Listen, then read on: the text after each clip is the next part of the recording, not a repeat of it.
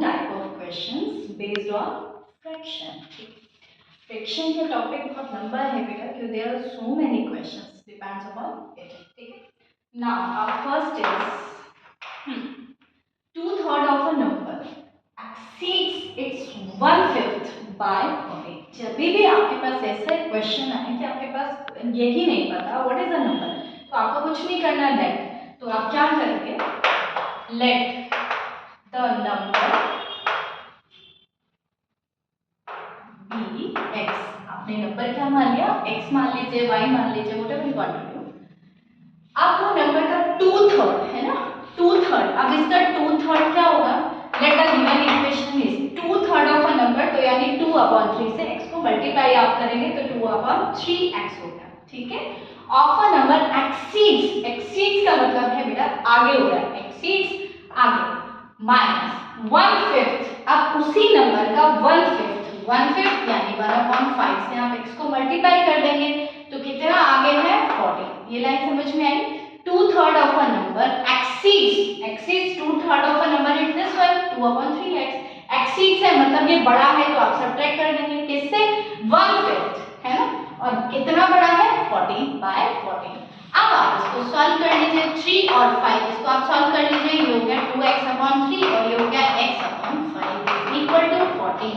अब दोनों algebraic expressions हैं तो इन दोनों में ही आपको एलसीएम लेना होगा. अब you know it very well कि 3 और 5 का एलसीएम आपके पास 5 ही है. अब टर्म कैसे लिखेंगे, वही हमारा same method 2x/3 multiply by 15. LCM से मल्टीप्लाई कर दोगे तो 3 5 जा 15, 5 2 जा 10. और ये आपका x/5 है, इसको किससे मल्टीप्लाई करना, 15 से, तो 5 3 जा 15, x into 3 is 3x. ठीक है, इक्वल टू 40. अब 10x माइनस 3 दोनों सब्ट्रैक्ट हो जाएंगे तो आपके पास क्या आ गया बेटा 7x.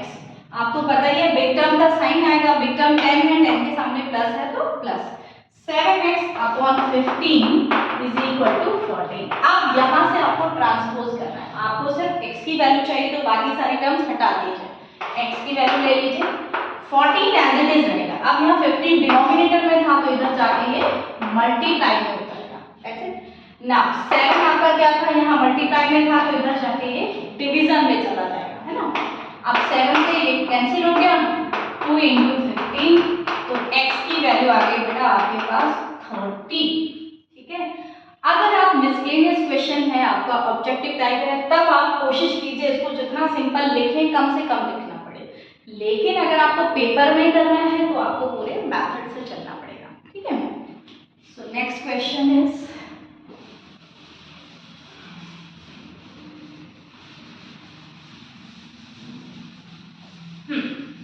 और second question is a man spends 2/5 of his salary on house rent. तो अभी हमारे पास सैलरी नहीं है ना, and 3/7 of it on food and 1/10 of it on conveyance. What part of his salary he spends in all these? क्या कह रहा है कि एक पर्सन की जितनी भी सैलरी है उसमें से वो 2/5 किस पे खर्च करता है, हाउस रेंट पे. उसका 3/7 पार्ट करता है फूड पे और 1/10 किस पे करता है, कन्वेंस पे. तो लेट, अभी आपके पास सैलरी नहीं है, लेट द सैलरी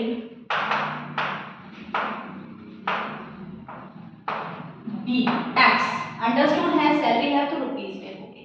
अब टोटल एक्सपेंस है ना, मैं शॉर्ट में आपको एक्सप्लेन कर देती हूँ. टोटल एक्सपेंस अब वो क्या कर रहा है, 2/5 ऑफिस, तो x का 2/5 into x प्लस ये तो हाउस रेंट हो गया. अब फूड पे कितना कर रहा है, 3/7, तो 3/7 into x प्लस अब कन्वेंस मतलब कहीं जाना है या आने जाने का जो भी खर्च है 1/10, तो 1/10 into x. अब आप इसको सॉल्व कर लीजिए. ये हो गया 2x/5 plus 3x/7 plus x/10. अब आप 5 7 10 का एलसीएम लेंगे, आपको पता ही है 70 आएगा, आप निकाल के देख लीजिएगा.